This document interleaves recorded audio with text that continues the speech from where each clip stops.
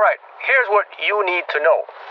90% of the media corporation in the US is owned by 6 corporations.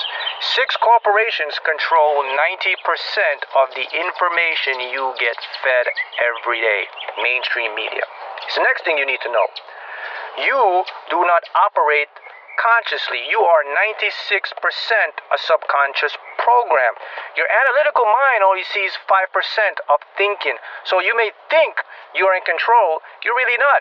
These programs, that's why you have to think big picture. You got to put yourself in things or surround yourself with content that will uplift you, not distract you, because they're programming you for fear, for anxiety, and you're not becoming a free thinker because your subconscious is very irrational. It doesn't think like your conscious mind. But yet, 96% we are subconscious programs. Remember? Yes, so grand will the illusion of freedom be that they will never know that they are our slaves. When all is in place, the reality that we have created from them will own them. This reality will be their prison. They will live in self-delusion. When our goal is accomplished, a new era of domination will begin. Their minds will be bound by their beliefs, the beliefs we have established from time immemorial. But if ever they find out that they are equal, we shall perish. This they must never know.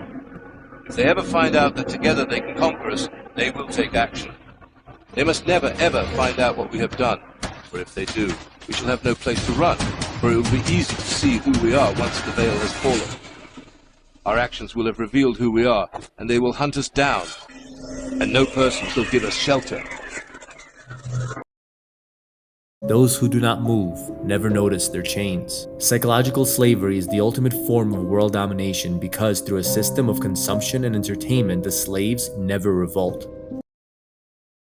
Ancient technologically advanced societies that was far superior and more sophisticated than we could ever imagine.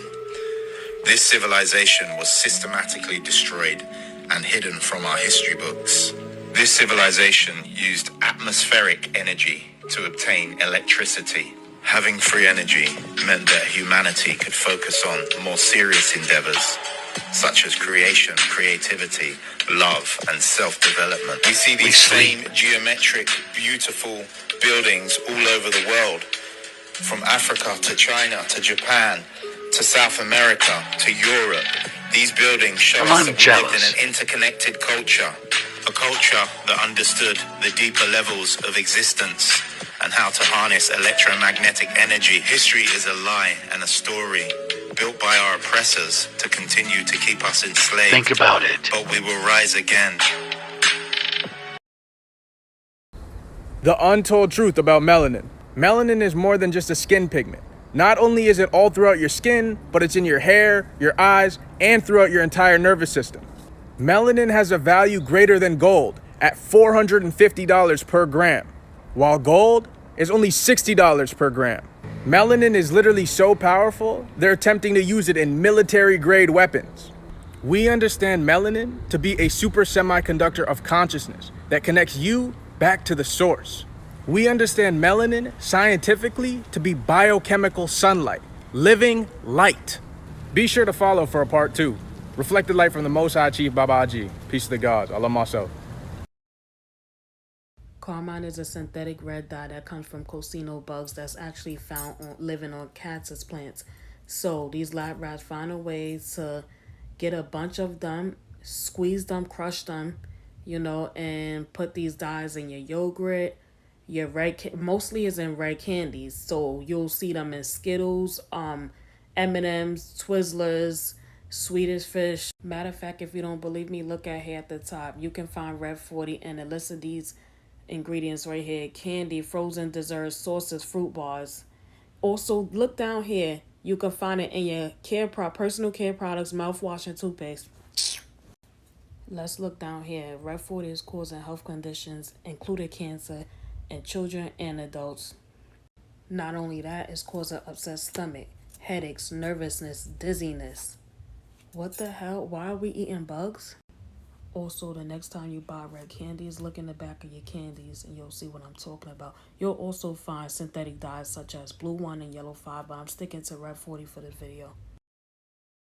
Looks bright red and juicy, but this piece of meat is not safe to eat. Believe it or not, it's been sitting out for 11 days. So how could it still look so fresh? It's because it's being packed and gassed in a special process that most people never heard about, using a harmless amount of carbon monoxide, carbon dioxide, and nitrogen, which keeps the meat looking fresh and bright red. How long through this process can you make a piece of meat continue to look bright red? To look red. A long time.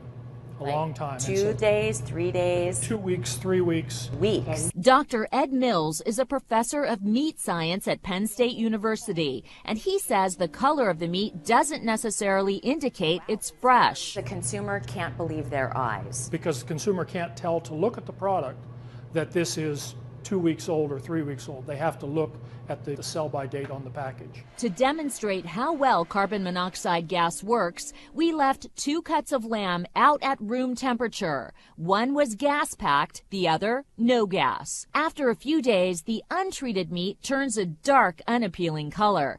But the gas-packed meat stays red, even after being left out for 8 days. The only visible sign of spoilage is the package puffing out and a bad odor when opened. We had the meat analyzed in a lab, and it's no surprise that both cuts are loaded with bacteria. Probably after a few days in room temperature, it's not fresh, but it looks fresh. Without refrigerated storage, I can't assure that the product is safe to consume. A consumer can't look on the ingredients here and see that there's gas added to this package. No, they'd have no way of knowing it. John Nicolai heads a union that represents butchers in New Jersey. He thinks meat should be fresh cut in stores by trained butchers. Tell the consumer, put up a big sign saying, we do not cut any fresh meat in this store. He told us to talk to this union butcher in New Jersey. All of the meat that I see here in this display wasn't actually cut here. No. None of it's cut here. Nope. Do the customers really know that there's gas in some of this packaging? I don't believe they do know. They don't know that. It's like in the Army, you know, don't ask, don't tell.